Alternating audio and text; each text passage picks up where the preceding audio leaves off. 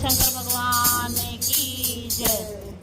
खोली नाई मातली नयनवा शिव शंकर दानी। खोली नाई मातली नयनवा शिव शंकर दानी।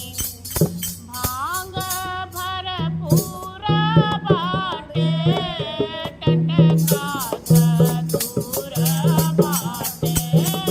भांग भरपूर बाटे टटका धतूर बाटे। कैली ही ना जलपनवा शिव शंकर दानी। कैली ही ना जलपनवा शिव शंकर दानी। खोली नाही मातली नयनवा शिव शंकर दानी।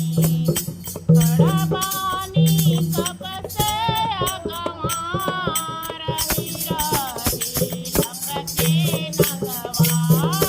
खडबानी कपसे अगवा रही रही लपके